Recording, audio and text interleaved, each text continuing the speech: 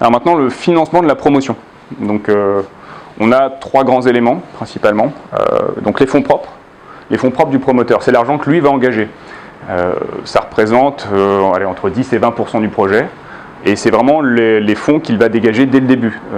Donc il va devoir payer des études, il va devoir faire la recherche de foncier, éventuellement entrer dans des démarches administratives pour obtenir des autorisations. Donc c'est vraiment l'argent qu'il met lui. La VFA, c'est la vente en état fini d'achèvement.